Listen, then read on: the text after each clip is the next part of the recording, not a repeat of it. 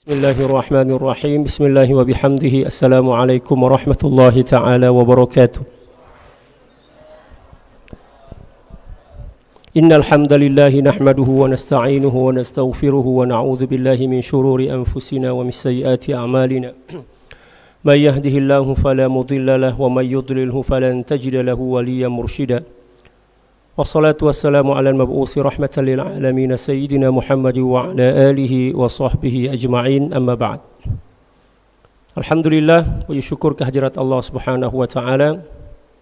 Salawat dan salam semoga senantiasa terbingkis kepada baginda sallallahu alaihi wasallam. Demikian juga keluarga dan para sahabat baginda sallallahu alaihi wasallam serta orang-orang yang senantiasa mencintai dan mengikuti jejak langkah baginda Rasulullah sallallahu alaihi wasallam. Fassalawatullahi wassalamuhu alaika sayyidi ya Rasulullah. Para tulab dan talibat rahimakumullah, insyaallah kita akan kembali melanjutkan daurah kita dari kitab Al-Mukhtasar an Haqa'iqit Tasawuf, halaman 38. Wa ammal adabuz zahiratu fahiya, adapun adab-adab zahir yang wajib ditunaikan dan dilaksanakan oleh seorang murid ketika bersuhbah atau berguru kepada seorang guru mursyid. Yang pertama adalah ayyuwafiqa syaikhahu amran wa nahyan kamuwafaqatil maridi li tabibih. Senantiasa mengikuti dan mematuhi gurunya, baik dalam perintah demikian juga larangan, seperti kepatuhan seorang yang sakit kepada dokter yang merawatnya, yang menerapinya, itu ya. Oleh karena itu kata para ulama, seorang murid ini tidak akan menjadi seorang murid yang hakiki kecuali apabila telah berhasil untuk meninggalkan seluruh keinginan dan pilihannya untuk mengambil dan tenggelam dalam keinginan gurunya. Kata para ulama, al-muridu huwa man taraka iradatahu li iradati syaikhihi. Seorang murid hakiki adalah seseorang yang telah mampu untuk meninggalkan keinginannya untuk tenggelam dalam keinginan gurunya. Dan ini adalah sesuatu yang memang seharusnya dilakukan oleh seorang murid kepada gurunya untuk memudahkan dan juga untuk melancarkan proses pendidikan rohani yang dilakukan oleh gurunya. Contohnya seperti ini. Kalau ada seorang penumpang menaiki bis atau taksi, Grab istilah kita ya, menuju ke suatu tempat yang tidak diketahui oleh penumpang ini, dan dia yakin bahwa supirnya itu tahu, supir taksinya itu tahu, oh tempat yang bernama kampung ini tempatnya di sini, perjalanannya akan ditempuh kira-kira ya sejam atau 1,5 jam kayak gitu ya. Lalu kemudian dia yakin jalan. Ketika telah naik ya, ada diskusi yang terjadi ya. Ternyata seorang penumpang ini pada awalnya memang dia yakin bahwa supir taksi ini tahu jalan alternatif yang paling cepat untuk sampai kepada tujuan. Tapi ketika diskusi terjadi, mulai terlihat tanda-tanda keraguan pada sang penumpang. Dia mikir, kayaknya bapak ini enggak hafal jalan ini. Yang saya dengar dari teman saya, jalan dari Mataram ke Pancor itu harus lewat sini. Ini kok malah lewat sini, gimana nih? Kayaknya bisa sesat saya nih. Ya, yang seharusnya saya sampai Pancor ini malah sampai ke Labuan Haji atau apa namanya, Labuan Kayangannya atau di mana itu? Labuan Lombok ya, menyeberang ke Sumbawa itu. Gimana ini? Lalu kemudian dia bertanya, turun di sini, gitu ya.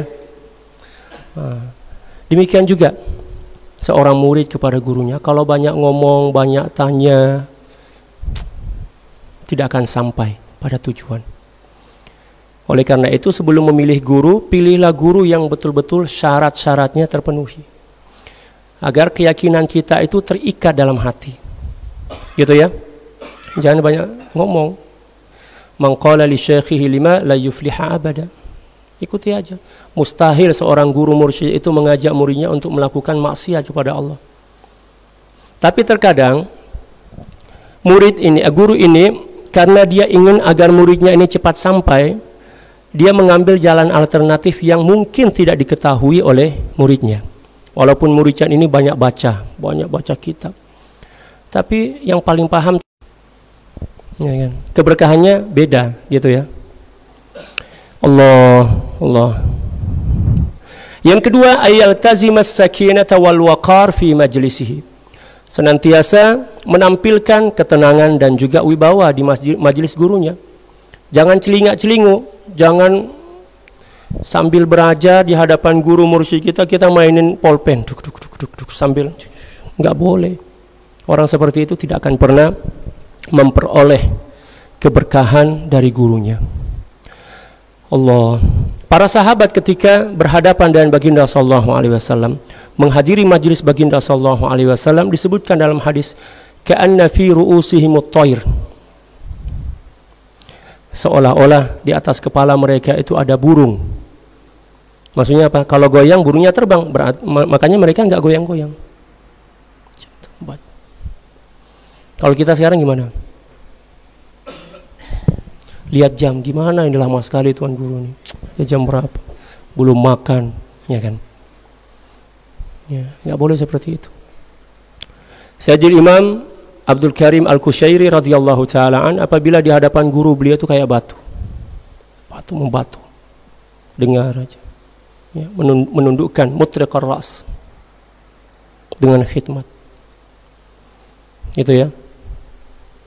Ketahuilah bahwa pintu ma'rifah pertama yang harus kita lalui adalah hati guru, mursyid. Kita harus bisa mencuri hati guru kita agar diri kita berada dalam hati guru kita.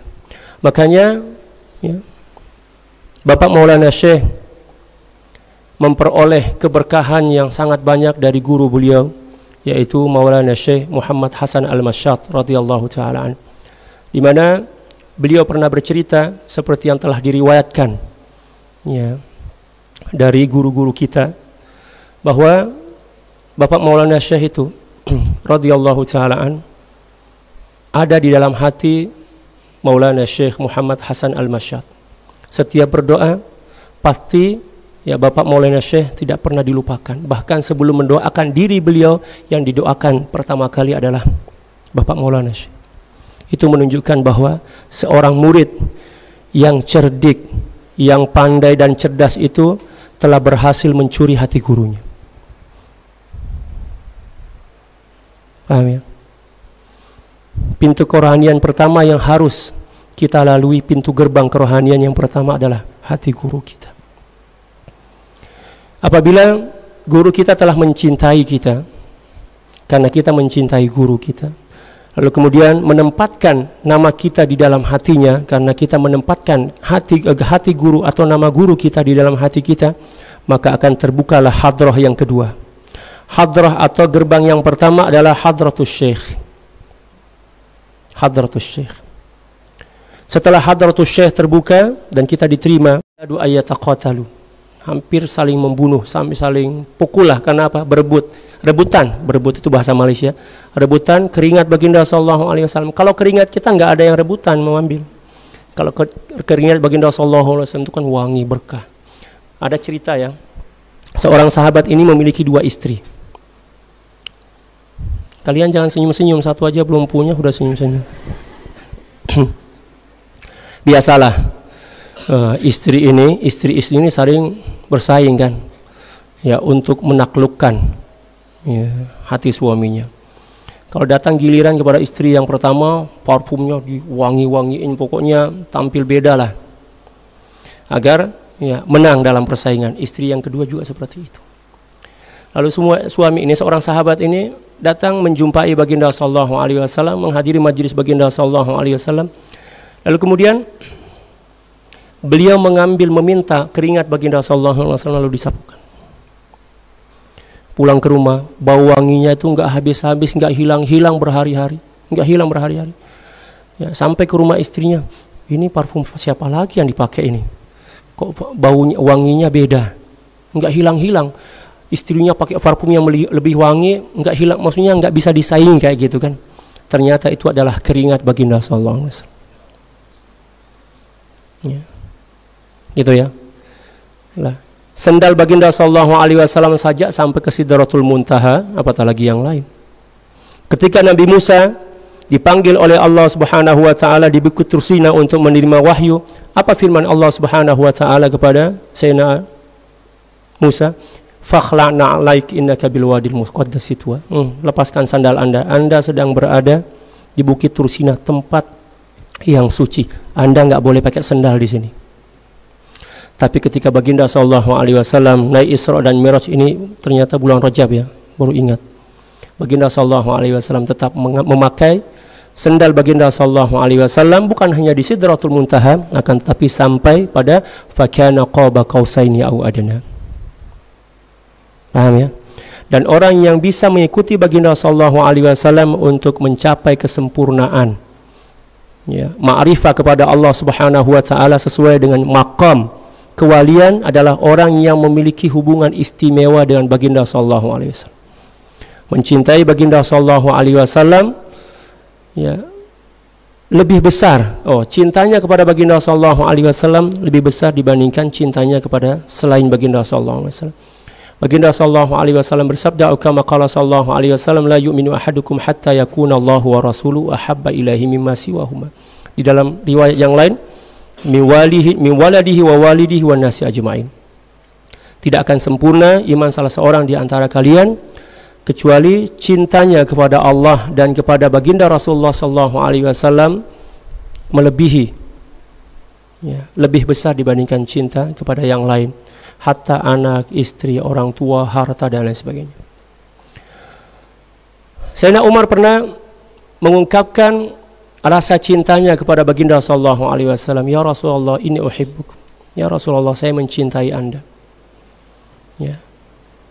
Kecuali saya mencintai Anda melebihi, ya, lebih besar cinta saya kepada Anda dibandingkan yang lain kecuali diri saya. Kata baginda sallallahu alaihi wasallam, enggak boleh kayak gitu. Maksudnya apa? Kamu tidak akan meraih kesempurnaan iman kecuali kamu mencintai saya melebihi cintamu kepada dirimu sendiri. Lalu kemudian Sayyidina Umar, ya, berkata kepada baginda sallallahu alaihi wasallam, ya Rasulullah, saya mencintai Anda, ya, melebihi cintaku kepada segala-galanya, hatta diri saya. Lalu kemudian baginda sallallahu alaihi wasallam bersabda, al-an ya Umar, al-an kamula imanuka ya Umar. Sekarang telah sempurna imanmu. Jadi cinta kepada baginda sallallahu alaihi wasallam itu adalah syarat kesempurnaan iman kepada Allah Subhanahu wa taala, dan cinta kepada guru mursyid itu adalah syarat kesempurnaan cinta kepada baginda sallallahu alaihi wasallam. Ala hadhihi tartib. Ala hadhihi, ya, ala hadha tartib. Tartibnya seperti itu. Susunannya seperti itu. Gitu ya. Allah. Masalahnya, siapa yang kita akan cintai sekarang? Sekarang ada guru mursyid kita enggak? Cari, ya. Guru mursyid itu harus hidup. Gitu ya. Kita tidak boleh mengangkat seorang guru mursyid dari seseorang yang telah meninggal dunia. Kata para ulama seperti itu. Kenapa? Karena kalau kita mengangkat atau berguru, menjadi murid kepada seorang guru mursyid yang telah meninggal dunia, dikhawatirkan ada iltibas, ada kesamaran, ya. Kita menyangka bahwa beliaulah guru kita, tapi ternyata syaitan yang menyamar sebagai guru, sebagai beliau. Itu ya. Jadi kata para ulama, satu di antara syarat seorang guru mursyid itu harus hidup, hayy, masih hidup. Itu ya. Makanya cari guru mursyid.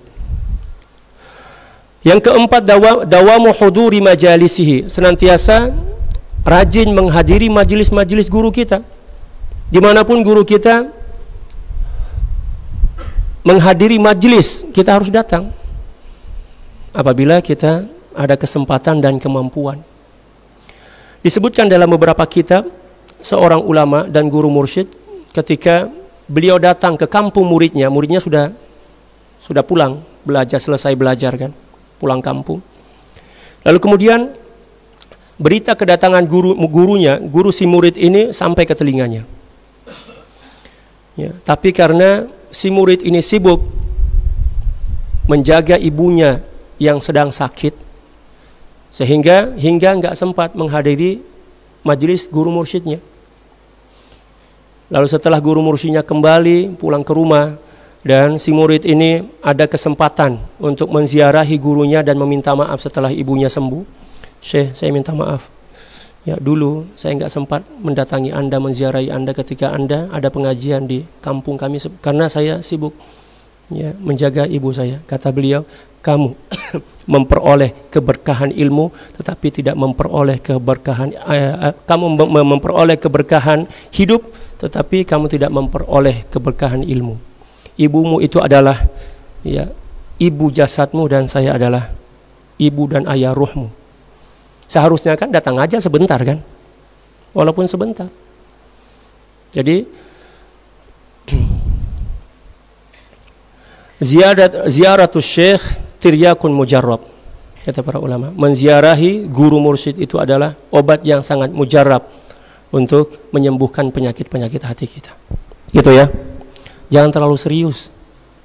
Ya, ini serius sekali nih. Yang kelima, as-sabru ala muwafaqati ala mawaqifihi tarbawiyati kajaffatihi wa iradi. Yang kelima, harus bersabar ya, untuk mengikuti cara mendidik ya, cara mendidik guru kita. Setiap guru kan masing-masing memiliki metode yang berbeda-beda ya.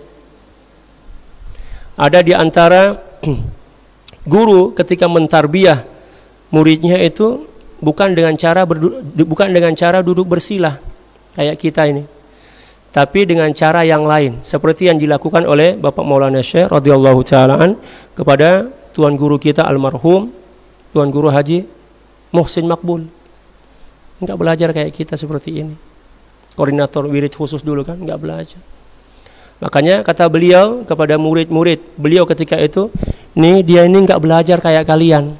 Ketika itu murid-murid yang enggak paham berpikir, oh berarti dia enggak belajar, berarti dia jahil. Padahal mereka enggak paham bahwa yang dimaksud oleh Bapak Maulana Syekh, dia ini belajar tapi caranya enggak seperti kalian. Kan boleh mengatakan dia ini tidak belajar kayak kalian. Bukan berarti enggak belajar kan? Enggak belajar kayak kalian, maksudnya memiliki dua makna di situ, enggak belajar sama sekali atau caranya yang berbeda.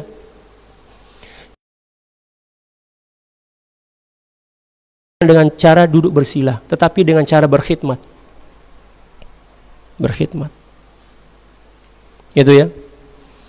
Jadi ya terserah guru kita, apapun cara yang dilakukan oleh guru kita untuk mentarbiyah, kita harus tunduk dan patuh. Ya kan? Karena guru kita lah yang lebih paham tentang cara yang terbaik dan ringkas ya, untuk mengobati penyakit-penyakit kita. Gitu ya. Saya ada seorang sahabat di Selungkep di sini, masih ingat kalian? Selungkep ya namanya sini. Kan? Beliau sekarang ada di Banjarmasin, tapi nggak perlu sebut namanya. Sahabat dekat saya.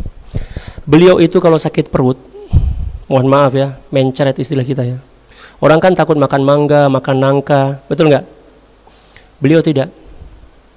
Ya, kalau beliau sakit perut, mencret seperti itu, beliau kan banyak pohon nangka, beliau akan ambil parang atau aritnya, naik ke atas pohon nangka itu, makan nangka di atas. Dia makan sampai apa? Sampai betul-betul kenyang, setelah itu turun. Ternyata nggak mencret, langsung sembuh. Coba lihat kan. Ya, jadi cara menyembuhkan penyakit itu ya caranya bermacam-macam, tergantung keahlian seseorang. Paham nggak? Ya. Jadi kita serahkan kepada guru kita, biar beliau yang akan menentukan cara apa yang terbaik untuk diri kita. Ya. Serahkan diri aja. Tetapi dengan syarat guru tempat kita belajar itu ya guru yang betul-betul guru. Makanya syarat mursyid yang 4 itu harus kalian ingat itu. Paham ya? Allah. Yang ketiga, yang keenam, alla yanqula min kalami syekh ila nasi illa biqadri afhamihim wa aqulihim lialla yusi'a ila nafsihi wa syekhihi. Ya, syarat yang keenam, jangan menceritakan pendapat-pendapat atau kalam-kalam syekh kita kepada orang yang tidak faham tentang maksud dan tujuan perkataan itu. Karena nanti akan menyebabkan salah paham. Ya, dan berburuk sangka atau menuduh yang tidak-tidak kepada guru kita dan juga kepada kita. Berarti kitalah yang menyebabkan orang menilai miring guru kita, gitu ya. Terkadang kan menghina diri itu bukan hanya dengan apa? Menghina orang lain. Kita menghina orang lain berarti kan menghina diri kita kan. Terkadang kita tidak sadar bahwa kita ini menghina diri kita, tetapi bukan dengan cara menghina orang lain. Ya. Tetapi dengan menceritakan sesuatu yang tidak layak didengar oleh orang lain sehingga menjadi sebab orang itu menghina diri kita karena salah faham kepada kita. Makanya hati-hati dalam menyampaikan berita. In ja'akum fasikum binaba'in fatabayyanu. Kan jelas. Ya. Jangan semua apa yang kita ketahui kita sampaikan kepada orang lain. Ya enggak boleh seperti itu. Kita harus menyampaikan sesuatu kepada orang itu sesuai dengan kemampuan dan kapasitas akal dan pemahamannya. Baginda Rasulullah sallallahu alaihi wasallam bersabda dalam satu hadis, atau kama qala sallallahu alaihi wasallam, khatibun nasa ala qadri uqulihim aturidu ayyukadzdzaballahu wa rasuluh.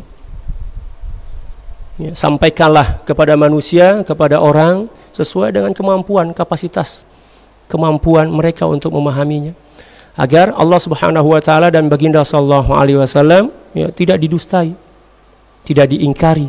Seperti itu ya. Jadi tidak semua apa yang kita ketahui harus kita sampaikan kepada orang lain. Kafa bil mar'i kadziban ayyukallima bikulli ma sami'. Itu kan hadis baginda sallallahu alaihi wasallam. Cukuplah sebagai kebohongan bagi seseorang apabila dia menyampaikan seluruh apa yang diketahuinya ya, tanpa melihat keadaan dan situasi. Paham ya? Ya. Oke. Selanjutnya adabul muridi ma ikhwanihi. Adab seorang murid bersama temannya. Yang pertama, hifdzu hurmatihim ghaibina aw hadirina, menjaga kehormatan teman-teman kita baik ketika mereka sedang berada di tempat yang lain ataupun bersama kita, menghormati, saling menghormati. Dan teman itu adalah tempat kita berlatih akhlak dan adab sebelum kita berlatih adab dan akhlak kepada guru. Jadi kita ini tempat latihan. Ketika kita telah mampu menjaga adab dan berakhlak kepada kawan kita, insya Allah kita lebih mampu, kita akan mudah untuk menjaga adab kepada guru kita. Itu ya, tempat latihan antara sesama. Jangan malah kawan yang dijadikan bulan-bulanan bulian ya, membuli kawan habis-habis, bikin prank dan lain sebagainya.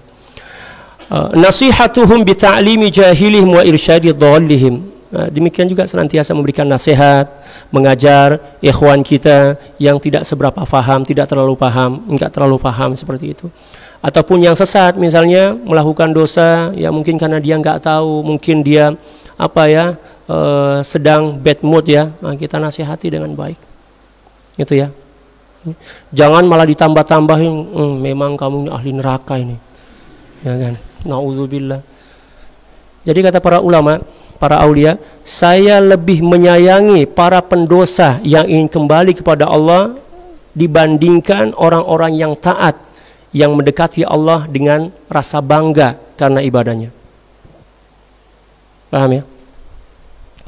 Oleh karena itu Sayyidil Imam Tajuddin Ibnu Athaillah Sakandari radhiyallahu taala an berkata dalam hikam beliau yang artinya kira-kira ya, dosa yang mewariskan inkisar, penyesalan dan remuknya hati kembali kepada Allah Subhanahu wa taala itu lebih baik dibandingkan ibadah atau ketaatan yang mewariskan kesombongan dan keangkuhan.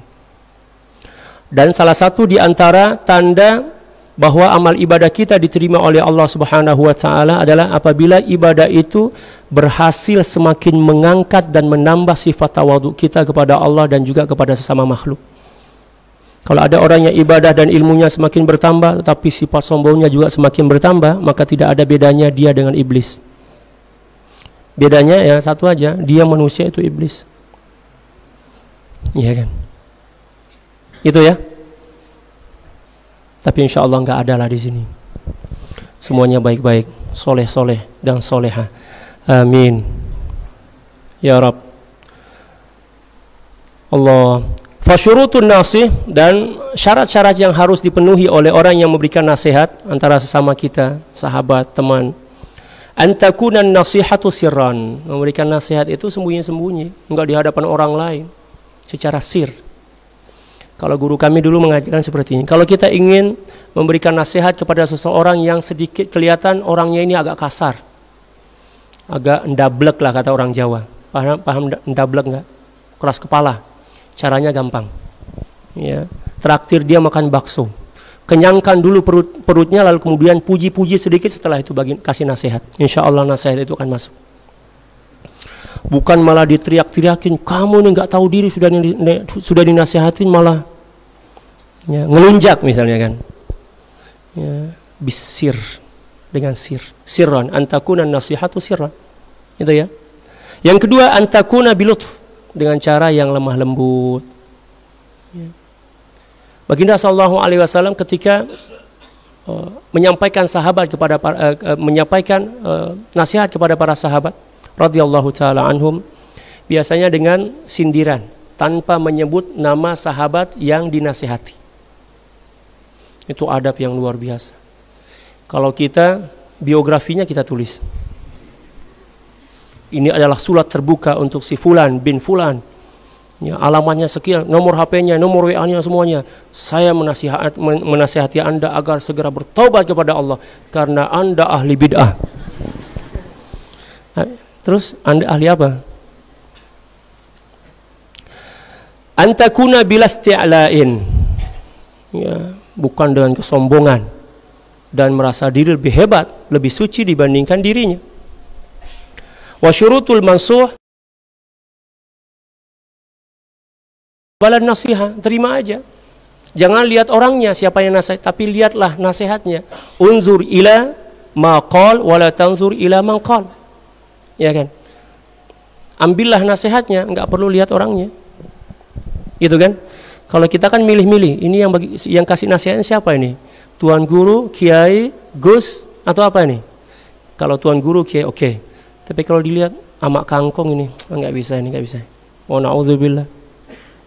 Khudhil hikmah walau kana min famil bahaim kan.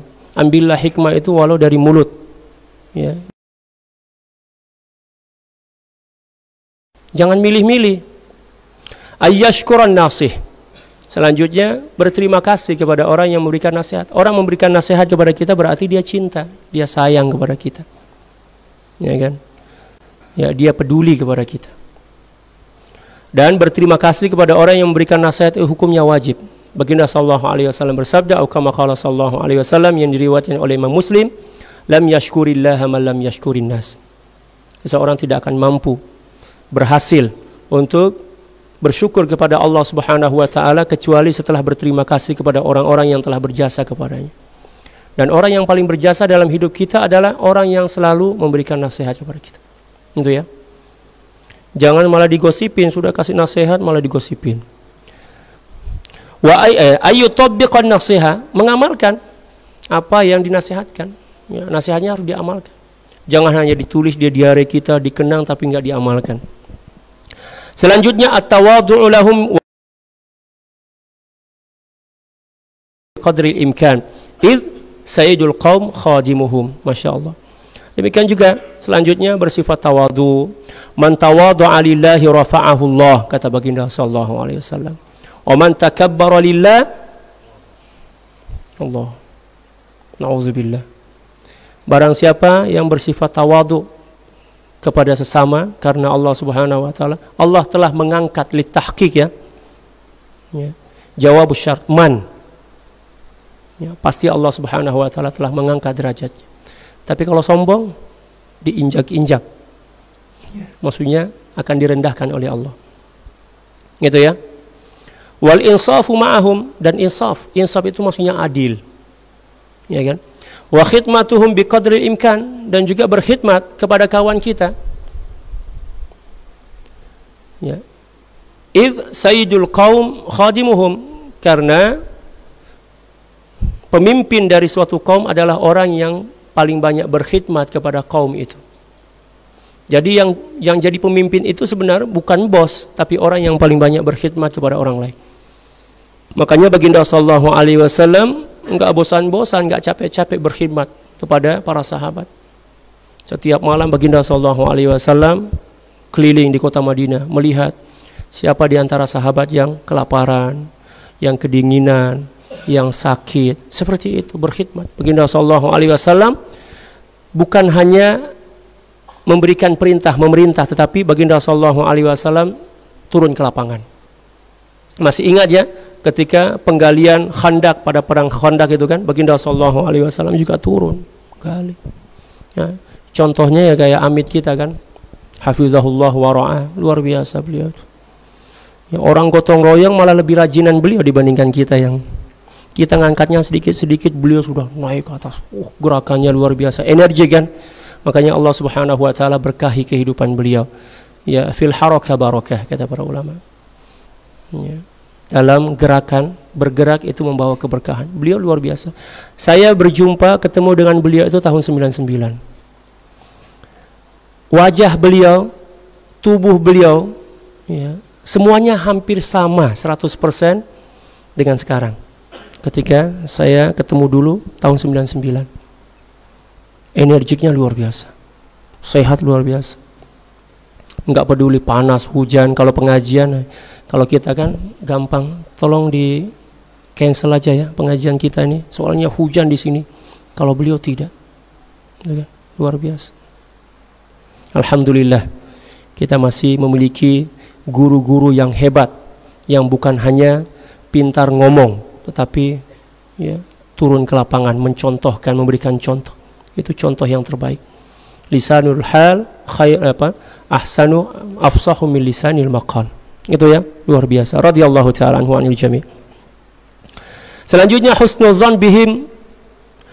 dhanni bihim wa adamul inshighali bi'uyubihim. Ya, berbaik sangka kepada kawan-kawan kita.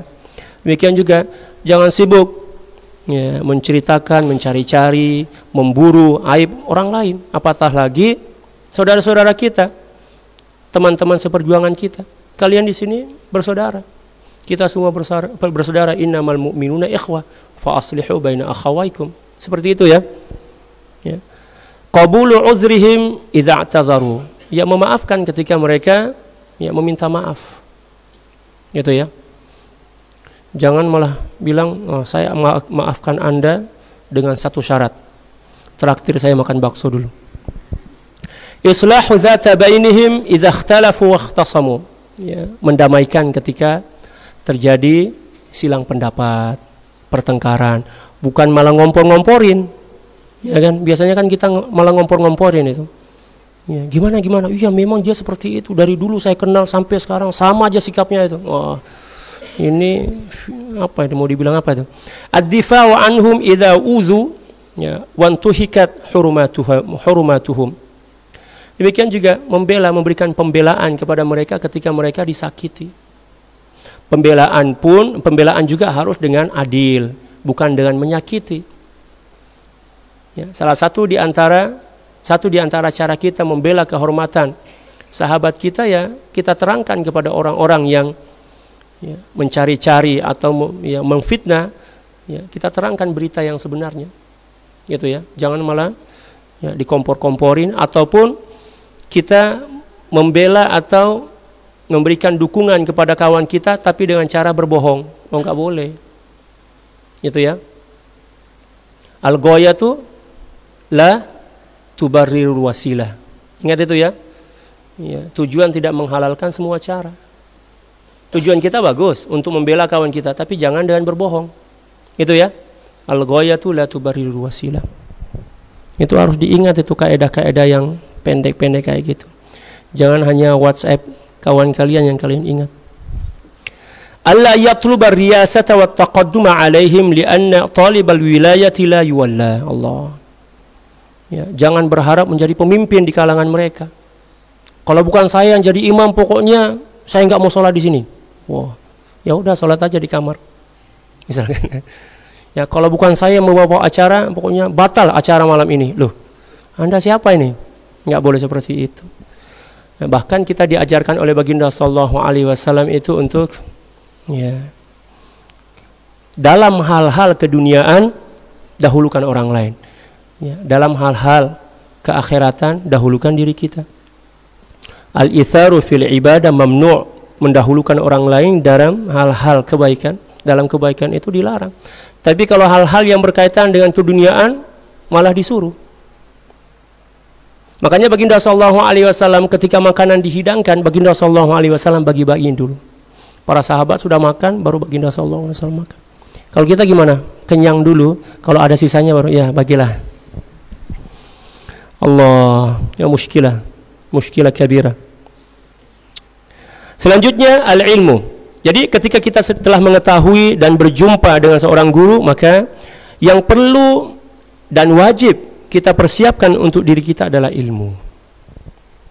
Gitu ya. Al-ilmu asasul a'mal wa imamuha wa musahhihuha. Ilmu itu adalah pondasi amal dan juga pemimpin. Dan juga ilmu itulah yang akan memperbaiki amal kita. Kalau nggak ada ilmu, amal kita berantakan. Wa kullu man bighairi ilmin a'maluhu mardudatun la tuqbalu. Gitu ya. Fakama annahu la faidata lil ilmi bila amal, kadzalika la yanfa'u amalun bila ilmin. Sebagaimana ilmu itu tidak bermanfaat tanpa adanya amal, maka demikian juga amal itu tidak akan bermanfaat tanpa adanya ilmu. Tidak bermanfaat yang kedua ini maksudnya tidak sah, tidak diterima. Ini ala sabilil mujanasah, muqabalah, mujanasah ya. Kelihatan perkataannya sama tapi maknanya berbeda. Biasa seperti itu dalam Al-Qur'an ya. Contoh misalnya, banyak orang yang salah dalam memahami perkataan Al-Imam Syafi'i radhiyallahu ta'ala, dan di sini saya akan jelaskan. At-takabburu 'alal mutakabbiri shadaqah. Pernah dengar enggak itu? Pernah ya? Bahkan ada salah seorang guru kita yang sangat terkenal masyhur pernah menyampaikan perkataan Al-Imam Syafi'i itu. Lalu kemudian banyak orang yang salah paham tentang ungkapan itu. Lalu kemudian mereka mengatakan sombong kepada orang sombong itu sedekah. Itu salah. Sombong kepada orang sombong juga sombong. Masa keburukan dibalas keburukan kok tiba-tiba menjadi baik? Contoh misalnya, Anda dilempar orang, lalu kemudian Anda melempar orang itu, jadi sedekah? Enggak. Jadi ini diistilahkan dengan mujanasah. Lafaznya sama tapi maknanya berbeda. Paham ya? At-takabbur yang pertama itu memang takabbur. Maknanya takabur, sombong. Tetapi takabur yang kedua itu bukan sombong tapi izzah. Paham ya? Maknanya izzah. Bukan Siti Izzah ya, izzah. Kalian jangan senyum-senyum sendiri. At-takabburu 'alal mutakabbir shadaqah. At-takabburu takabur pertama itu adalah izzah, takabur. Takabur yang maknanya sombong ya. Dan takabur yang kedua itu izzah. Menjaga kehormatan dan maruah diri kita. Contohnya seperti ini. Ada orang yang menghina kita dengan kesombongan, kehebatan dia. Saya lulusan ini, ijazah saya bla bla bla bla, ya kan? Oke. Kalau kita balas dengan mengatakan saya juga seperti itu. Emang dunia ini hanya Anda yang bisa seperti itu. Saya juga bisa. Itu sama-sama dosa. Paham enggak? Ya. Tapi kalau kita menahan diri, menahan mulut kita untuk melakukan hal yang serupa, itulah yang dimaksud takabur tapi maknanya izzah. Paham enggak? Hal ini pernah ditanyakan oleh salah seorang guru beliau yang bernama Al-Imam Ahmad Tijani, seorang ulama luar biasa hebat di Mesir itu, penghafal hadis, hafiz, menghafal ratusan ribu hadis. Itu ya. Beliau bertanya, ya Maulana, ra'yakum an maqal at-takabburu 'alal mutakabbiri shadaqah. Kata beliau, itu salah. Kalau yang dimaksud takabur yang pertama sama dengan makna takabur yang kedua itu salah, karena itu bertentangan dengan ajaran Islam. Ajaran Islam mengajarkan kepada kita untuk membalas keburukan dengan kebaikan. Ya. Kalau kita nggak mampu membalas keburukan dengan kebaikan, paling tidak kita diam. Gitu ya. Kalau seandainya mau dibalas, bisa juga, tapi pastikan balasan itu tidak lebih parah dibandingkan perbuatan buruknya kepada kita. Gitu, betul nggak? Allah Subhanahu wa taala berfirman, "Faman ya'tada 'alaikum fa'tadu 'alaihi bimithli ma 'atada 'alaikum." Kelihatannya sama kan? I'tida itu kezaliman. Kezaliman dibalas kezaliman. Kezaliman pertama itu maknanya kezaliman, yang kedua itu bukan kezaliman. Paham enggak? Sama juga di dalam ayat yang lain, dan inilah yang diajarkan dan dicontohkan oleh baginda sallallahu alaihi wasallam, wa in uqibtum fa'aqibu bimithli ma uqibtum alaihi wa la in sabartum lahu khairul lisabirin. Kalau ada orang yang menyakiti Anda lalu kemudian Anda ingin menyakiti, membalas kezaliman itu, balaslah dengan balasan yang tidak melebihi perbuatan zalim itu. Tetapi apabila kalian sabar, Anda bersabar, itu lebih baik. Dan itulah yang dicontohkan oleh baginda sallallahu alaihi wasallam. Paham ya? Dan itulah yang dicontohkan oleh guru-guru kita, ya kan? Bapak Maulana Syekh, Bapak Tuan Guru Bajang, luar biasa. Itu ya, akhlak nabawiyah yang sangat ya kentara ya pada diri beliau. Alhamdulillah kita berada di bawah bimbingan dan ya bimbingan dan tarbiyah beliau. Alhamdulillah. Gitu ya. Allah. Adapun tentang ilmu ini, karena ini sudah kalian selalu dengar ini, enggak perlu dijelaskan ya. Al-ma'rufu la yu'arraf, kata para ulama. Sesuatu yang telah dikenal enggak perlu diperkenalkan. Apalagi kalian semua ulama-ulama ini. Amin ya Rabb. Selanjutnya halaman 46, mujahadatun nafsi wa tazkiyatuha. Setelah kita berjumpa, ketemu dengan guru mursyid, kita diterima, lalu kemudian diberikan baiat dan talqin, lalu kemudian kita menyiapkan, mempersiapkan diri kita dengan ilmu, adab-adab dan lain sebagainya, maka dimulailah peperangan yang sebenarnya. Ya kan? Ya, jihadun nafs atau mujahadatun nafs. Jahada yujahidu mujahadatan wa jihadan wa jihadan, gitu ya. Nah, sorop lagi nih kita main. Gitu ya. Dalam Al-Qur'an Allah Subhanahu wa taala berfirman, walladzina jahadu fina lanahdiyannahum subulana wa innallaha lama'al muhsinin. Orang-orang yang senantiasa bermujahadah, fina, memakai fi. Jadi mujahadah ini ya, terkadang memiliki makna yang berbeda. Mujahadah memiliki makna yang berbeda tergantung kata bantu yang melekat pada ya suatu kalimat yang datang setelah kata mujahadah. Kalau memakai bi, biasanya mujahadah bil amwal, ya kan? Ya, mujahadah atau berkorban dengan hal-hal yang bersifat materi. Gitu ya. Ya, dan yang dilawan itu adalah sesuatu yang terlihat. Wajahidu bi amwalikum wa anfusikum fi sabilillah, kan? Ya. Tetapi kalau memakai kata bantu fi, maknanya melawan musuh yang tidak terlihat, yaitu nafsu. Paham enggak? Makanya dalam suratul Ankabut ini Allah Subhanahu wa taala berfirman, walladzina jahadu fina. Kan, memakai fi, kata bantu fi. Ya. Dan orang-orang yang bermujahadah fina, ya, ay fillah, melawan hawa nafsu untuk meraih redha Allah Subhanahu wa taala dan ma'rifah kepadanya, lanahdiyannahum subulana.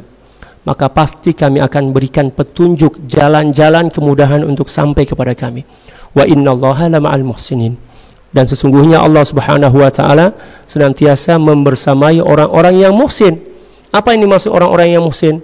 Orang yang telah menyempurnakan makom ihsannya, bukan hanya muhsin biasa. Paham enggak?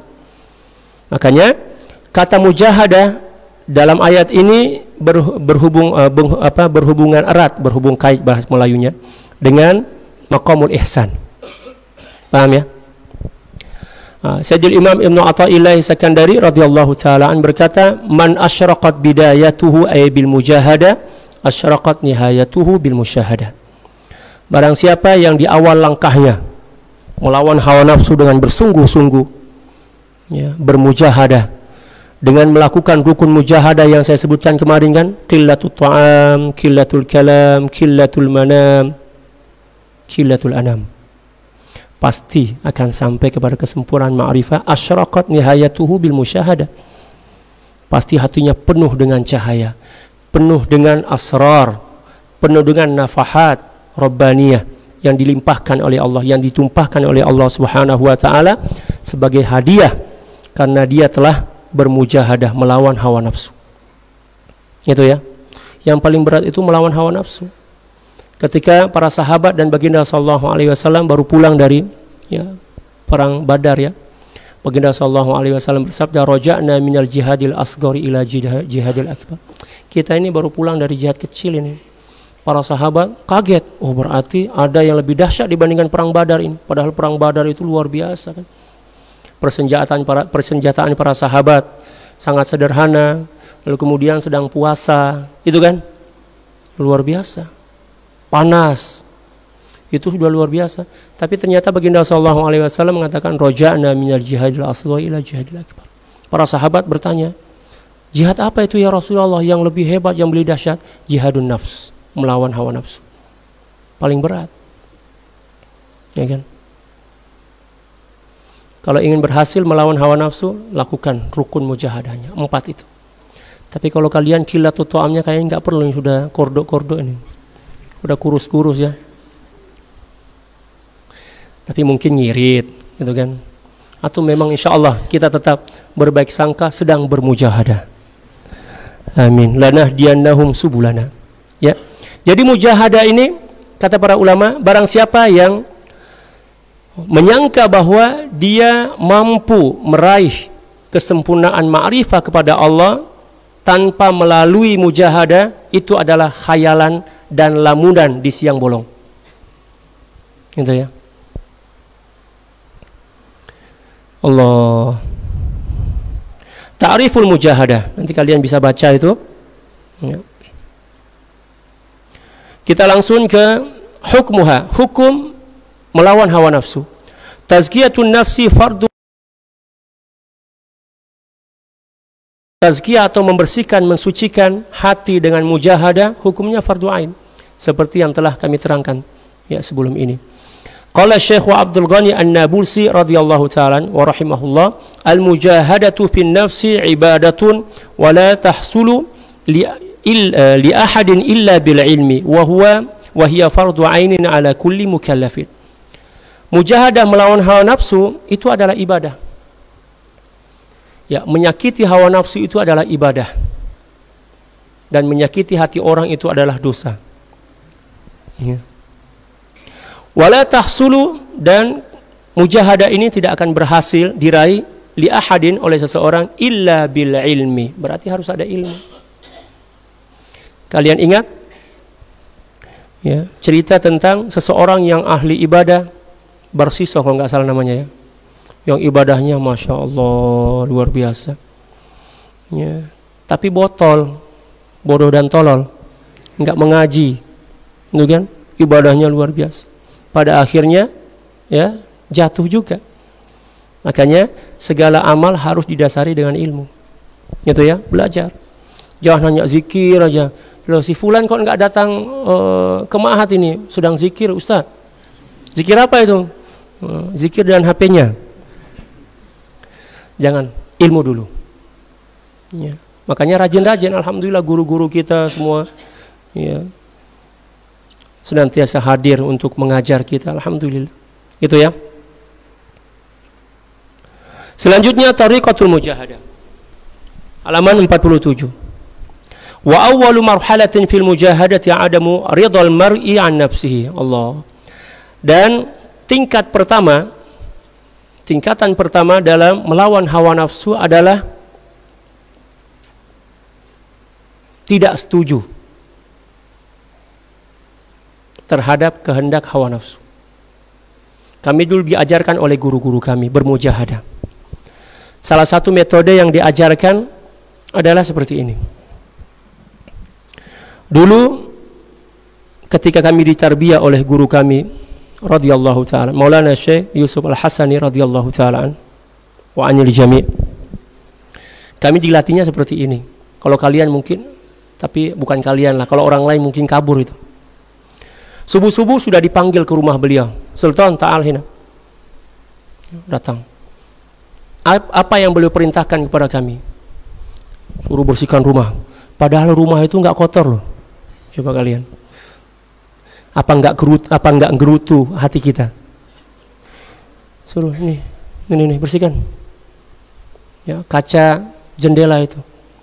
Ada kawan saya dari suatu tempat, ya, kutub utara dan kutub selatan, nggak perlu sebut namanya ya. Dia bersihkan tapi sambil ngomel. Dia ngomong kayak gini, lah kemarin saya yang bersihkan, sekarang bersihkan lagi, nggak ada debunya.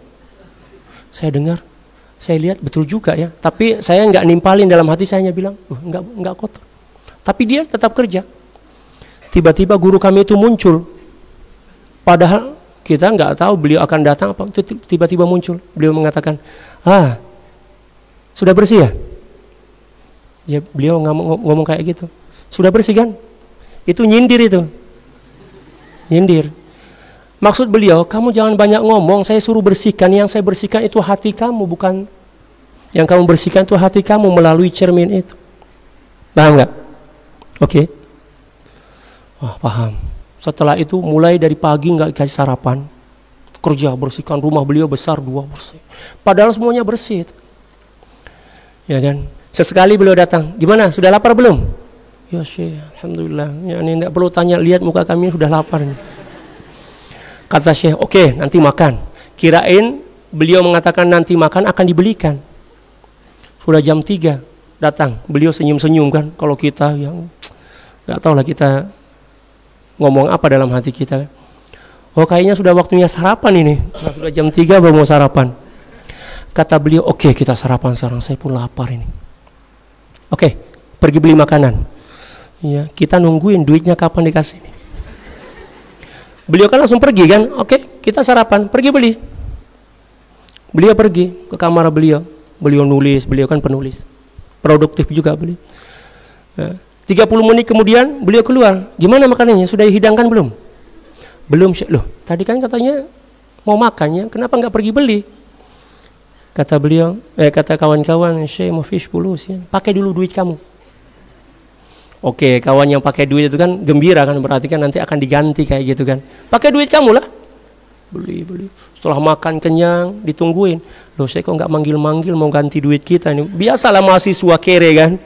Duit itu sangat minim lah. Nah, ternyata beliau nggak ganti karena beliau ya nggak berjanji akan mengganti. Kata beliau kan pakai duit kamu. Mengeluarkan dunia dalam hati itu kan secara simbolik kan. Ya, itu yang pertama. Yang kedua, kami pernah diajak oleh guru kami itu pergi ke sahabat beliau yang kira-kira jaraknya 8 km dengan berjalan kaki di musim panas. Lalu kemudian beliau sengaja melintasi jalan di mana para mahasiswa naik bis lewat di situ. Jadi tontonan lah kayak gitu. Wow, Ustaz Sultan jalan kaki, gitu kan? Syekh itu senyum aja, panas-panas itu, pagi-pagi. Sampai ke rumah sahabat beliau, Assalamualaikum warahmatullahi wabarakatuh, ya Syekh, ahlan wa sahlan marhaban, gitu kan? Kata tuan rumah, duduk dulu, kita mau minum-minum, panas kan? Hati kami berbunga-bunga itu, alhamdulillah, ini balas dendam itu. Kata Syekh, nggak apa-apa, kami ada kerjaan yang belum selesai juga di luar. Ya Allah, hati kami gimana itu. Juga lapar sekali, nggak sarapan. Lalu kemudian jalan. Lalu kemudian beliau nyeletuk lah, Sultan, jangan khawatir, sebentar lagi kita akan makan di restoran yang paling enak. Alhamdulillah. Saya ketika itu bersama seorang ulama yang masyhur dari Jepang, namanya Hasan Nakata. Kalian mungkin kenal ya, Hasan Nakata itu murid ya, saya pernah ketemu dulu. Seorang profesor. Beliau tuh diam aja jalan. Orang Jepang itu kan taslimnya tinggi ya. Diam aja. Nah, setelah kira-kira 2 km sebelum sampai ke rumah, beliau ngajakin, "Yuk kita masuk restoran ini." Masuk, melihat menunya itu luar biasa, menggiurkan kan. Kata Syekh, coba pilih mana yang kamu suka, kita akan makan besar saat ini. Pilihlah, saya mau. Ya, pas mau dipesan kata Syekh, stop. Kayaknya restoran ini nggak terlalu enak ini, kita cari restoran yang lain. Pindah, ya Allah. nafsu itu sudah mau meletus itu ya. Laparnya minta ampun. Tadi kan sudah dihibur-hibur kan. Lalu kemudian berpindah dari restoran ke restoran yang lain. Pada akhirnya kata Syekh, kita makannya di sini. Ini yang paling enak. Tahu nggak? Ya, warung pinggiran. Ya kan? Itulah cara menyakiti hawa nafsu. Kalau kalian masuk warung, nafsu bilang, bakso, jangan dikasih bakso, kasih mie ayam. Betul, itu latihan kan? Itu paling berat itu, betul nggak? Itu paling berat. Jangan nggak dikasih makan sama sekali, kasih tapi tipu, bohongi dia, paham nggak? Setelah selesai makan, perut kenyang, ya. Beliau bilang, ya udah bayar. Loh, kirain mau ditraktir ini. Ternyata disuruh bayar, tapi Hasan Nakata itu karena orang kaya ya, mafish mushkilah ya Syana, ada terus beri bayar. Sepanjang perjalanan sampai ke rumah itu, saya sibuk dengan pikiran saya sendiri. Ya Allah, ini musibah apa yang menimpa diri saya hari ini? Tapi saya tetap berbaik sangka bahwa itu adalah bagian dari tarbiyah. Ya kan? Sampai di rumah beliau senyum. Gimana Sultan? Ya, perjalanan kita mengasyikkan nggak hari ini? Dalam hati saya, ya Allah, ini ujian dan beban yang sangat besar. Seperti itulah guru-guru kami mentarbiyah ya, diri kami untuk mengalahkan hawa nafsu. Ya. Ngantuk tidur, jangan kasih tidur dulu, buka handphone aja dulu. Sudah hilang ngantuk, sudah waktunya tidur, harus tidur. Itu ya. Cara mendidik hawa nafsu seperti itu. Paham nggak? Berat kan? Memang yang paling berat itu melawan hawa nafsu. Paham ya? Allah. Kalau saya ngajakin antum melawan hawa nafsu kayak gitu, mungkin antum ramai-ramai ikat saya lalu kemudian ditenggelamkan di segarana mungkin. Ya berat, paling berat itu mujahadatun nafs. Allah. Itu ya.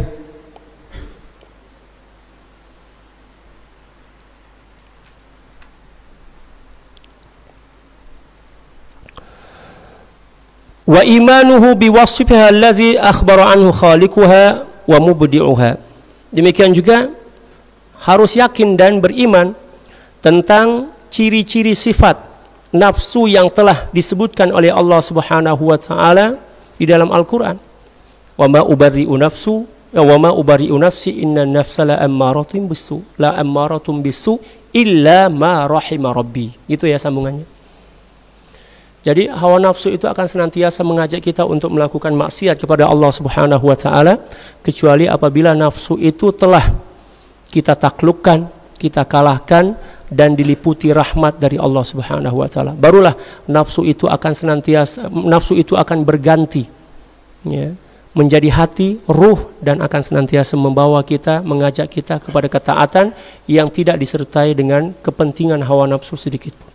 Jadi sebenarnya antara nafsu, akal, hati, ruh, dan sir itu bendanya satu, zatnya satu, tapi namanya berbeda tergantung keadaannya.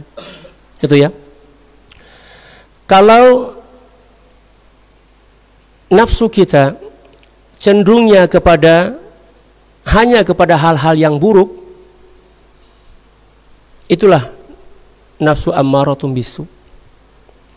Tapi ketika kita melawannya, mengecewakan dan menyakitinya, lalu kemudian menuduhkannya, maka nanti pada akhirnya akan berubah menjadi akal. Ya, nafsu akal itu satu, bendanya satu, tapi namanya berbeda-beda tergantung keadaannya. Ketika kita sudah mulai berpikir, oh ini haram, ini saya harus tinggalkan, berarti nafsu kita berada pada fase perubahan dari nafsu menjadi akal. Akal itu kan mengikat kan, al-aqlu minal iqal, mengikat diri kita agar tidak melakukan maksiat, gitu kan? Mengikat diri kita agar tidak melakukan maksiat. Kalau kita lanjutkan, kita berzikir, kita lawan hawa nafsu itu dengan melakukan atau mengamalkan 4 rukun mujahadah yang saya sebutkan kemarin itu, maka dia akan berubah menjadi qalbun. Ya, wa ma sumiyal qalbu qalban illa litaqallubihi bainal haqqi wal batil. Kata para ulama, tidaklah hati itu dinamakan hati kecuali karena dia berpindah-pindah, berubah-ubah antara hak dan batil. gitu ya. Sekarang ibadah, nanti maksiat, gitu kan? Nauzubillah. Teruskan mujahadah, jangan putus asa, teruskan. Ya, mujahadah sambil dibarengi dengan menambah ilmu pengetahuan. Sambil ya minta doa dari guru. Ya kan? Banyak-banyak bermohon kepada Allah. Ya kan? Wa zakkiha anta khairu man zakkaha, itu di antara doa yang diajarkan oleh baginda sallallahu alaihi wasallam. Dan ketika ya, dominasi kebaikan itu lebih besar dibandingkan keburukan dalam diri kita, maka lambat laun dia akan berubah dan pada akhirnya ketika kecenderungannya hanya kepada kebaikan, ya, maka akan berubah menjadi ruh. Itu ya, ruh. Dan pada akhirnya akan berganti dan berubah menjadi sir.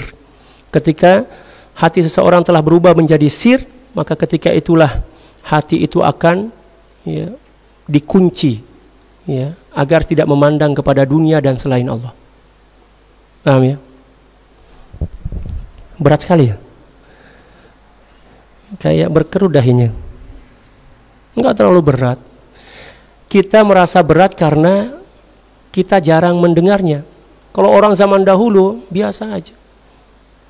Ya, makanya kita harus melatih diri. Jangan hanya belajar yang dibawa-bawa, kapan meningkatnya. Harus dipaksain sedikit kan, betul nggak? Harus menantang, ya, gitu ya. Jangan bilang, Ustadz, saya takut belajar tasawuf ini, udah kepala saya sudah pusing ini, ya kan? Lanjut tanya dulu. Memang prosesnya seperti itu. Ya, dulu kalian belum lahir kayaknya itu pusing kepala kita, bosan. Tapi kalau kita ikuti aja, insya Allah pada akhirnya pintar juga. Memang prosesnya seperti itu. Gitu ya. Allah. Selanjutnya kita langsung pada halaman 49 itu ya. Aqwalul arifina al-mursyidin awal murabbin al-mursyidina fil mujahadah. Ungkapan-ungkapan para aulia, para murabbi mursyid ya, berkaitan dengan mujahadah. Qala Sayyidina Abu Utsman Al-Maghribi radhiyallahu ta'ala wa rahimahullah, man dhanna annahu yuftahu lahu bihadhihi at-tariqati aw yukshafu lahu an shay'in minha la biluzumil mujahada fahuwa fi ghalat. Barang siapa yang menyangka akan tersingkap pada dirinya ya, dengan jalan kerohanian ini, dibuka dan tersingkap untuknya melalui jalan kerohanian ini ya, sedikit dari ilmu ma'rifah,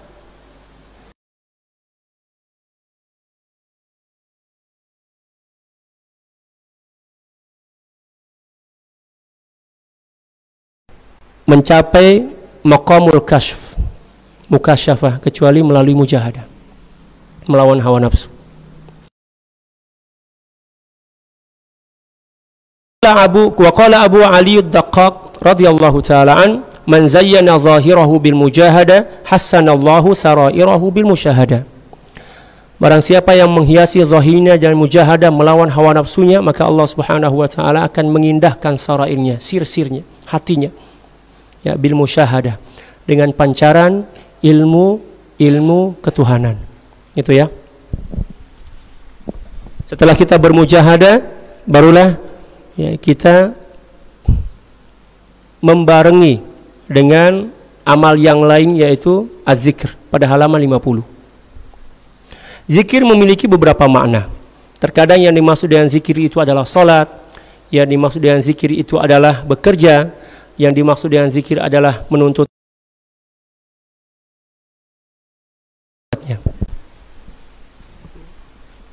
Tergantung konteks kalimatnya. Kalau kita sedang belajar lalu kemudian disebut ya, contoh misalnya Allah Subhanahu wa taala berfirman, fas'alu ahla dzikri in kuntum la ta'lamun.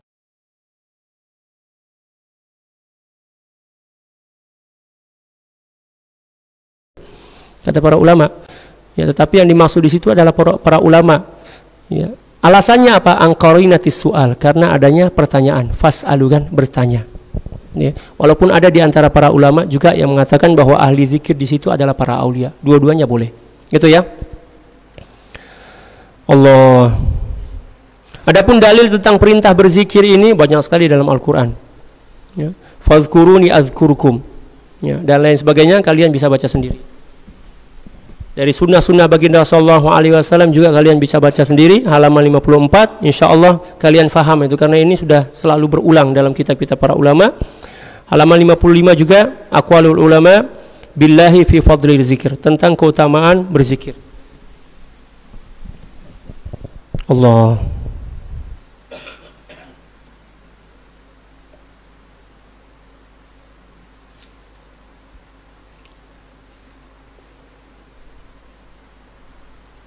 Oke, kita baca halaman 57 itu ya. Qala ya Sayyidul Imam Ahmad Ibnu Ajibah Al-Hasani radhiyallahu taala. Qala Sayyidul Imam Ahmad Ibnu Ajibah radhiyallahu taala an, la yakunu al-fatwa ala tahqiqil 'abdi min maqamir ridha illa ba'da tahaqquqihi bi thalathati umurin fi bidayatihi. Kata beliau, seseorang tidak akan memperoleh fath, ketersingkapan hijab dalam hati, ala tahqiqil 'abd, ya, bi maqamir ridha, untuk meraih kesempurnaan maqam ridha, illa ba'da tahaqquqihi, kecuali apabila setelah menyempurnakan atau merealisasikannya pada dirinya bisalasati umurin, 3 perkara. Fi bidayatihi, pada awal-awal perjalanan kerohaniannya. Yang pertama, al-istighraqu fil ismil mufrad, wa hadha khasun bil ma'zunina bi dzikril ismi min mursyidin kamilin. Yang pertama adalah menenggelamkan hati kita dengan berzikir dengan lafaz mufrad, atau ulama yang lain mengatakan dengan diistilahkan dengan az-zikrul mutlak. Ada zikir mutlak, terkadang disebut dengan istilah zikir mutlak atau zikir mufrad, sama aja maksudnya, yaitu lafaz Allah. Dan ini biasanya, dan bukan biasanya ya, ini pasti diamalkan oleh madrasah tarekat Syadzuliyah. Allah, Allah, Allah, seperti itu. Dalilnya ada dalam Al-Quran, Qulillah thumma dharhum fi khawdihim yal'abun. Jadi ada orang yang mengingkari tentang hukum berzikir dengan lafaz Allah. Ya, tetangga kita, ya, orang-orang Wahabi itu enggak terima. Ya, mereka mengatakan bid'ah berzikir dengan lafaz Allah. Terus mau ditaruh di mana perintah Allah Subhanahu wa taala dalam Al-Qur'an yang mengatakan qulillah, katakanlah Allah. Ya. Berarti kan kita diperintahkan untuk berzikir dengan lafaz Allah kan? Demikian juga dalam hadis yang diriwayatkan oleh Imam Muslim, la taqumus saah, tidak akan terjadi kiamat kecuali apabila di dunia ini telah sunyi dari orang yang berzikir dengan zikir Allah, Allah, kata baginda sallallahu alaihi wasallam. Betul kan? Ya. Jadi istighraq, tenggelam, fana, ya, dalam berzikir kepada Allah Subhanahu wa taala. Zikir ini memiliki 3 tingkatan. Yang pertama adalah zikrul lisan, berzikir dengan hati, berzikir dengan lisan tapi hatinya lalai, enggak apa-apa. Ya. Berzikir dengan lisan walaupun hati lalai itu lebih baik dibandingkan sama sekali tidak berzikir. Gitu ya. Ya. Baginda Rasulullah sallallahu alaihi wasallam bersabda, atau kama qala sallallahu alaihi wasallam, la yazalu lisanuka rataban bi dzikrillah. Hendaklah lisanmu senantiasa basah dengan zikir Allah. Berzikir kepada Allah walaupun hati kita lalai, enggak apa-apa. Itu permulaan. Allah, Allah, Allah. Tapi syaratnya, kata beliau, wa hadza khasun bil ma'zunina bi dzikril ismi min mursyidin kamilin, min mursyidin kamil. Zikir ini diperbolehkan untuk diamalkan bagi orang yang telah menerima zikir ini, diperbolehkan zikir dari seorang guru mursyid yang kamil. Maksudnya yang memiliki 4 syarat tadi. Gitu ya. Adapun orang yang belum diberikan izin, maka zikirnya ya zikir biasa, la ilaha illallah. Tapi sebaiknya zikir la ilaha illallah juga harus kita terima, ya, secara bertalqin dari guru mursyid. Gitu ya.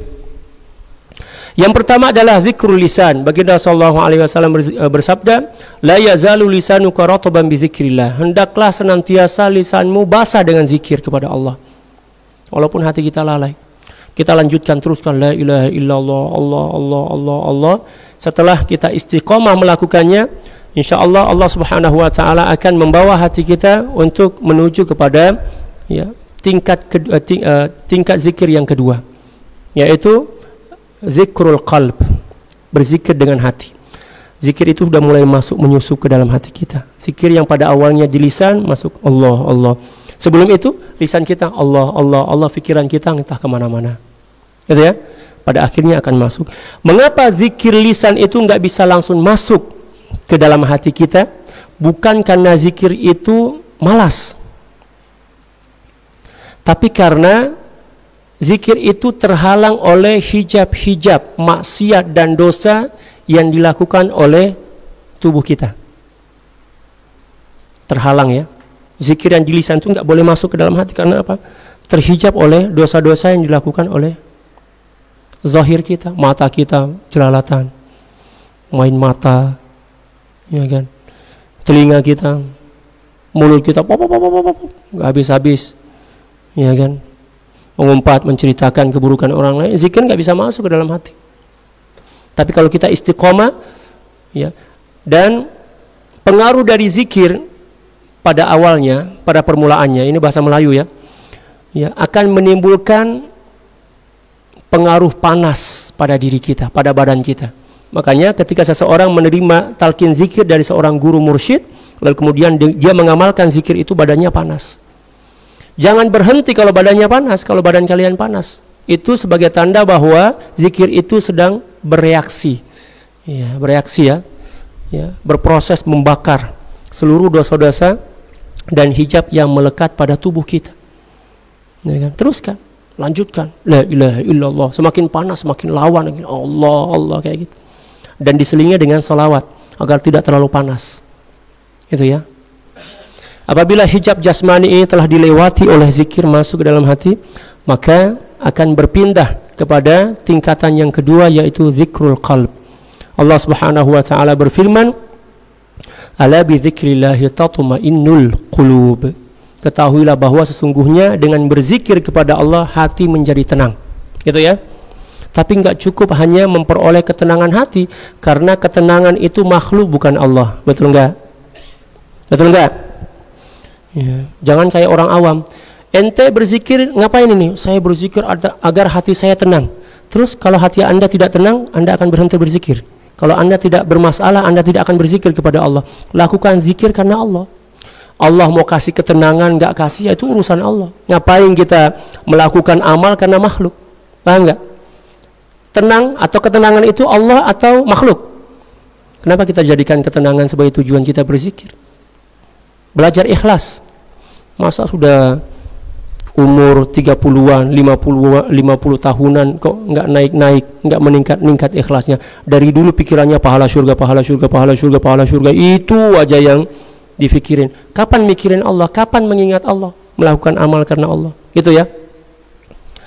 Nah, apabila dia istiqomah melanjutkan zikir yang telah diterima dari guru tadi, Allah, Allah, dengan cara yang diajarkan oleh guru kita, maka pada akhirnya kita akan sampai pada tingkat yang ketiga yaitu zikrul fana.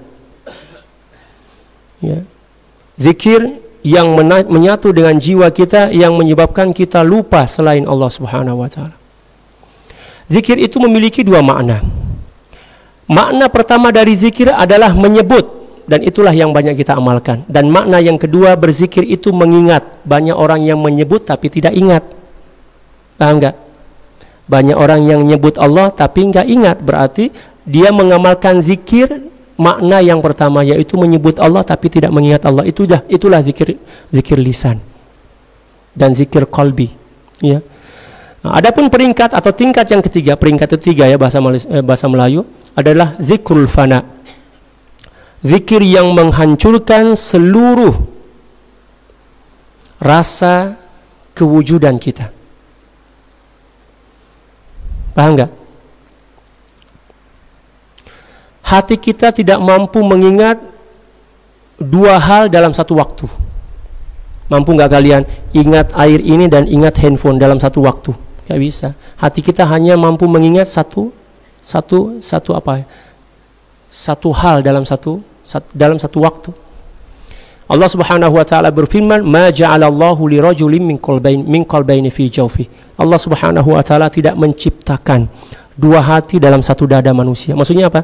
Seseorang tidak akan mampu mengingat dua hal dalam satu waktu. Tanda bahwa Anda mengingat Allah, bukti bahwa Anda mengingat Allah adalah Anda melupakan segala sesuatu selain Allah. Betul enggak? Karena hati kita tidak mampu mengingat dua hal dalam satu waktu. Dan tanda Anda tidak mengingat Allah, tanda Anda tidak mengingat Allah adalah Anda mengingat makhluk. Walaupun lisan Anda la ilaha illallah, la ilaha illallah, ada yang manggil, "Yuk kita sarapan." Sarapan.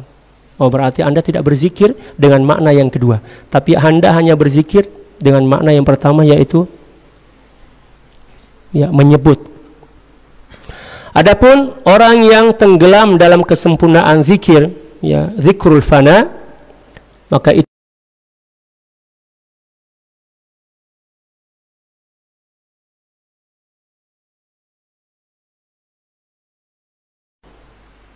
gitu ya. Ada nggak dalilnya dalam Al-Quran? Ada. Kalian selalu baca itu malam Jumat dalam suratul Kahfi. Wadhkur nafsaka idza nasit. Betul nggak? Wadhkur nafsaka idza nasit. Ya. Ingatlah Tuhanmu ketika kamu lupa. Ayat ini memiliki dua makna. Makna yang pertama, makna zahirnya, kalau kita lupa duit kita taruh kemana? Zikir kepada Allah. Allah, astagfirullahaladzim, gitu ya. Makna zahirnya seperti itu.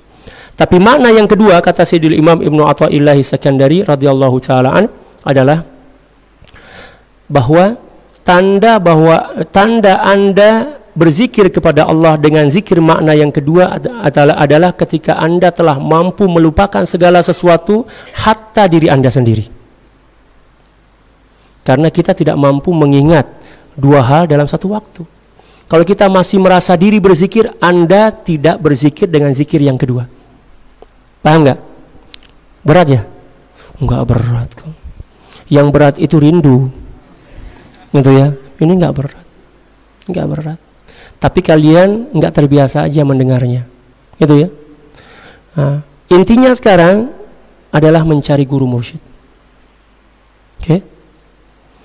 Karena ya, menjalani perjalanan kerohanian tanpa bimbingan guru mursyid itu menyesatkan. Ya, gitu ya. Malla syaikhala fasyaitanu syaikhullah. Na'udzubillah, gitu ya. Ya, intinya sekarang belajar aja dulu. Kita sambil belajar dulu ini.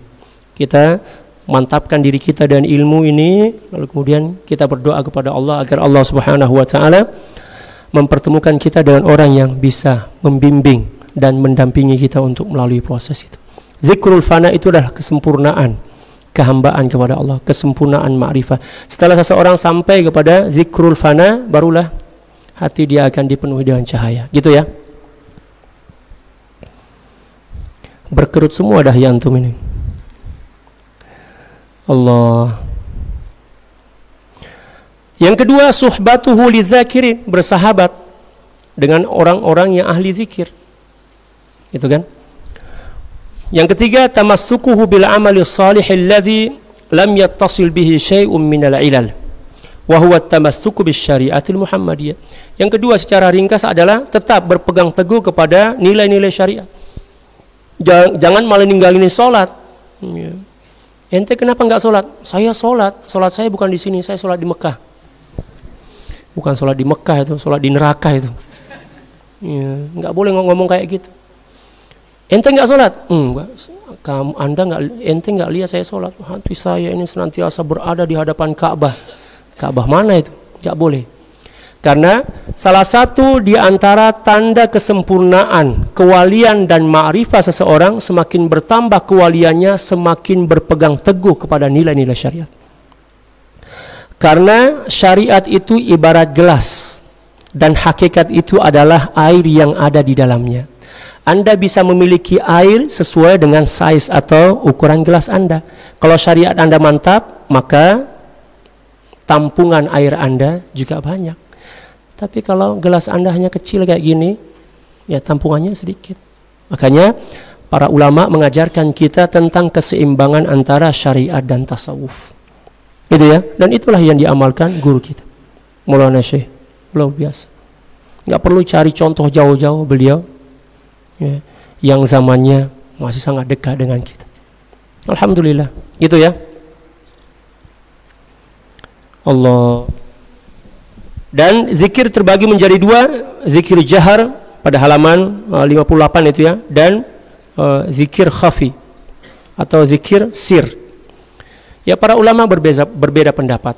Mana yang lebih afdal, berzikir dengan suara yang nyaring atau berzikir dengan suara yang lirih, pelan-pelan. Dua-duanya bagus, tapi tergantung keadaan kita. Ya kan? Kalau kita pemalas, jangan zikir dengan suara lirih, insya Allah tidur. Allah, ya, harus dengan suara lantang. Ya. Dan tergantung diri kita. Kalau misalnya kita dalam diri kita ada sifat riya, maka zikirlah dengan zikir yang sir, gitu ya. Itu yang pertama. Yang kedua, kalau berzikirnya di rumah sendiri, ya, di kos-kosan sendiri, kamar sendiri, zikirlah dengan zikir yang jahar. Penyakit hati. Dan apa ya, kayak kelorok itulah, sini back clean ya, ya, menghancurkan noda-noda yang ada dalam hati kita ya, dan masing-masing ada kelebihannya. Tetapi alangkah lebih baiknya, kata Al-Imam Nawawi radhiyallahu ta'ala menggabungkan antara dua zikir itu sesuai dengan keadaan yang ya, ada ketika itu. Zikir jaharnya jangan terlalu keras, Allah, Allah, Allah, kayak gitu. Hatinya pun Allah, Allah, Allah. Menggabungkan keduanya. Adapun bagi para pemula, kata para ulama, zikir yang paling cocok untuk mereka adalah zikrul jahar. Itu bagi para pemula. Adapun para aulia, mereka enggak berzikir dengan lisan, enggak berzikir dengan hati, sudah berzikir dengan fana kan. Mereka zikirnya zikir fana kan. Seluruh tubuh mereka yang berzikir, bukan hanya sebatas lisan aja. Gitu ya. Zikir para aulia itu adalah zikrul fana atau zikrul hudur. Gitu ya. Jadi tergantung ya, keadaan kita. Dan juga tergantung kepada perintah syekh, guru mursyid. Kalau guru mursyid kita bilang, antum, kamu ini zikirnya ya, zikir jahar aja. Kita amalkan zikir jahar. Jangan malah diganti. Syekh ini enggak tahu keadaan saya. Saya maunya zikir sir saja, enggak boleh. Harus patuhi dan ikuti ya petunjuk dokter kita. Itu ya. Kalau dokter kita bilang ini penyakit Anda enggak boleh makan daging, ya jangan makan daging. Ya. Gitu ya. Demikian juga zikir terbagi menjadi dua, ya, zikir mutlak dan zikir muqayyad. Zikir mutlak itu hanya satu, yaitu Allah. Zikir muqayyad banyak. Tasbih itu zikir muqayyad, yaitu zikir yang disandingkan, lafaz Allah yang disandingkan dengan kalimat yang lain. Subhanallah digabungkan kan, kata subhan dengan Allah. Ini dianggap sebagai zikir muqayyad karena diikat dengan ya kata lain, gitu ya, dengan perkataan yang lain. La ilaha illallah juga zikir muqayyad. Zikir mutlak atau zikir mufrad itu hanya satu, yaitu lafaz Allah, Allah, Allah, gitu ya. Adapun adab-adab zikir ya kalian bisa baca sendiri, dan ya, yang terpenting adalah mencari guru dulu, karena kita mau mengamalkan adab-adab zikir ini ya, guru aja kita belum ada. Banyak-banyak berdoa kepada Allah Subhanahu wa taala. Semoga Allah Subhanahu wa taala mempertemukan kita dengan guru mursyid yang bisa membimbing hati kita untuk mengenal Allah Subhanahu wa taala. Selanjutnya halaman 70, hukum berzikir dengan zikir mufrad. Di situ kalian baca sendiri, dan tadi sudah saya singgung ya, bahwa berzikir dengan zikir mufrad yaitu Allah, Allah, itu adalah sesuatu yang masyru', yang diperintahkan oleh Allah Subhanahu wa taala.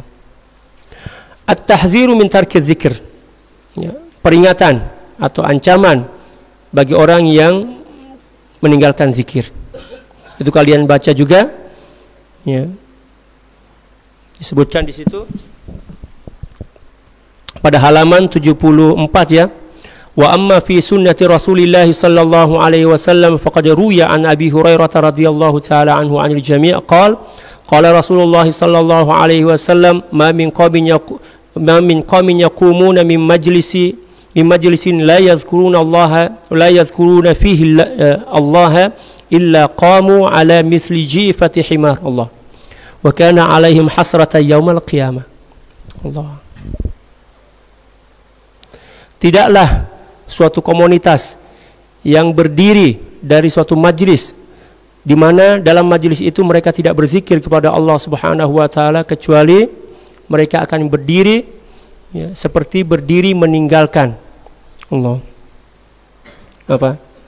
Bangkai himar. Itu sindiran sebenarnya.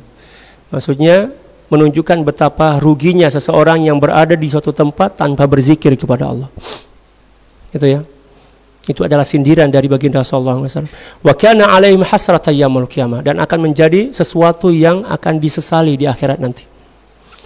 Para aulia, para ulama di akhirat nanti masih menyesal, bukan karena tidak masuk surga, tapi karena mereka teringat ada beberapa detik atau beberapa menit yang mereka lalui dalam kehidupan yang kosong dari zikir kepada Allah.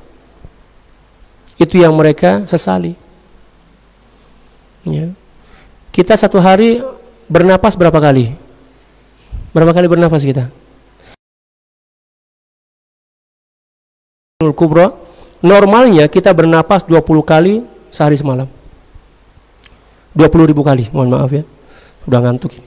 Berarti setiap nafas yang keluar itu ada kewajiban untuk bersyukur kan?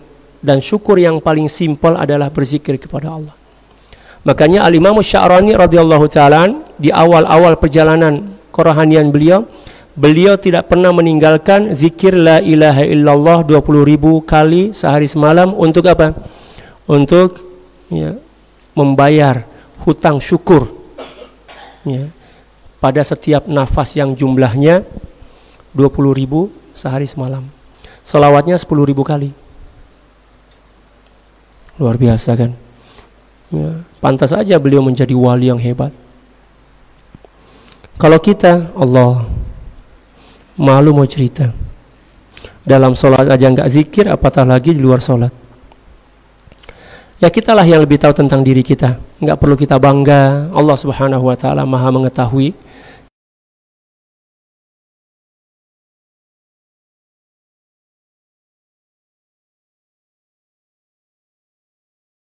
Jadi kesimpulannya, ya, bergerak atau bergoyang.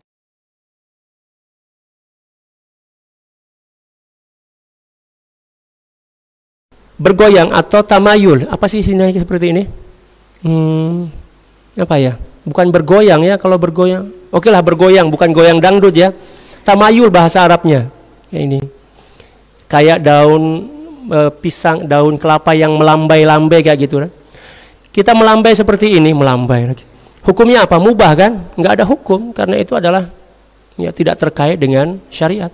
Tapi ketika sesuatu yang sifatnya mubah diisi dengan ibadah, maka akan berubahlah sesuatu yang mubah itu menjadi sunnah.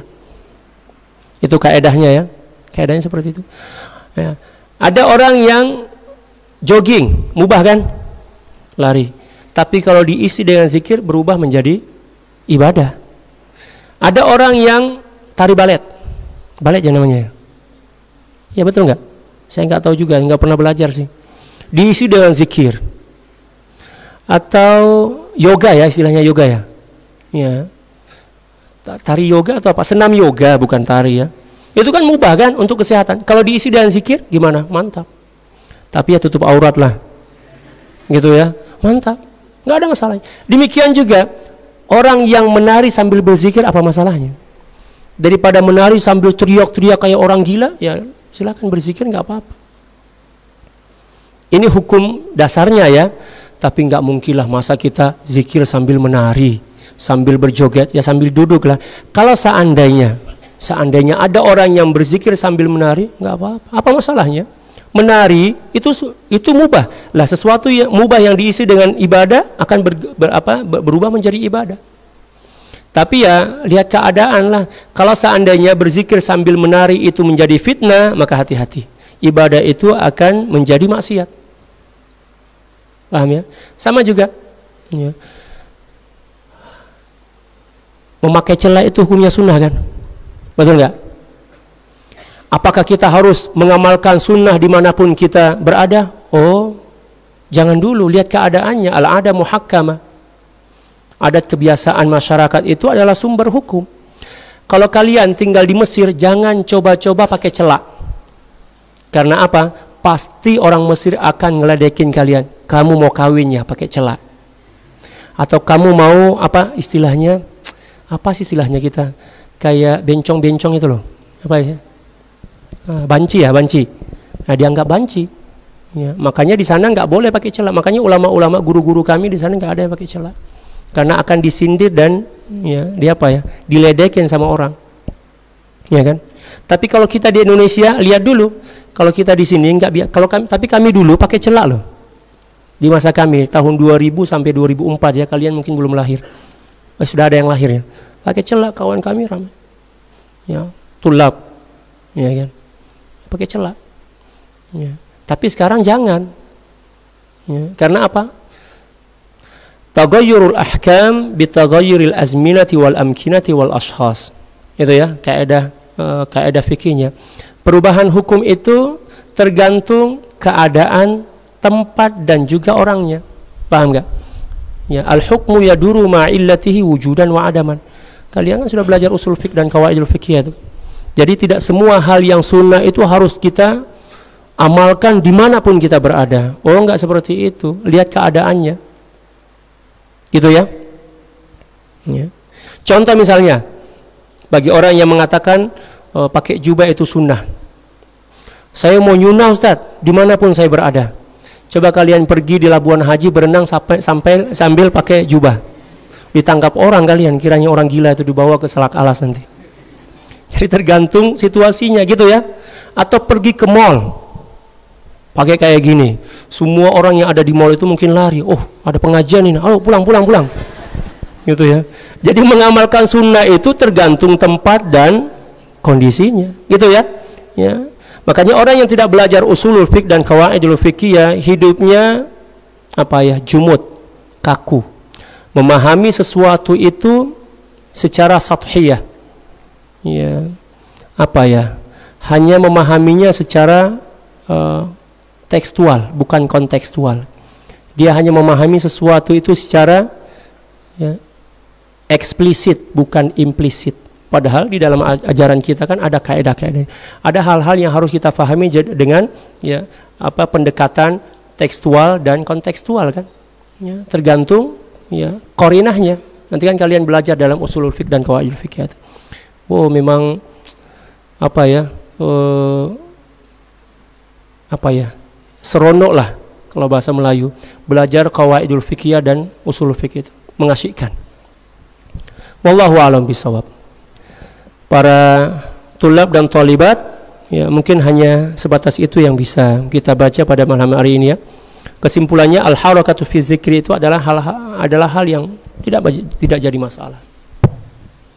Nah, kitab ini nanti kalian bisa jadikan sebagai rujukan kalau misalnya mau membantah orang-orang yang membid'ahkan berzikir sambil bergoyang atau berlari. Di sini kan ada dalilnya nih. Adapun samaratu zikr ya, hasil dari zikir itu ya kalian bisa baca sendiri. Oke ya.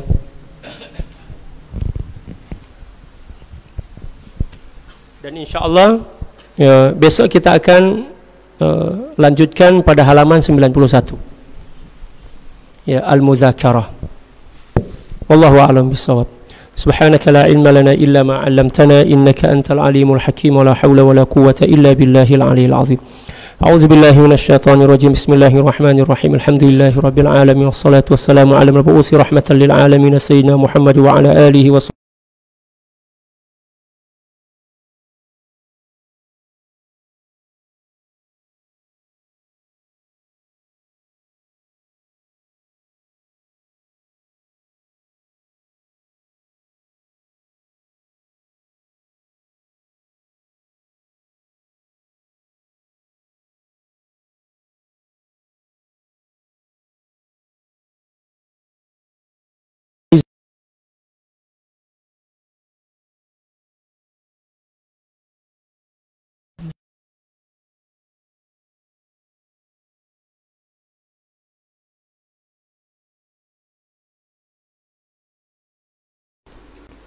Sekian, wallahul muwaffiq wal hadi ila sabilir rasyad wal afu minkum. Tsumma assalamu alaikum warahmatullahi taala wabarakatuh.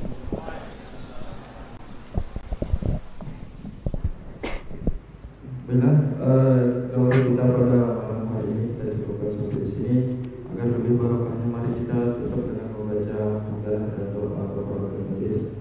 Alhamdulillahirabbil alamin, subhanallahi wa bihamdihi, asyhadu an la ilaha illa anta, astaghfiruka wa atubu ilaik.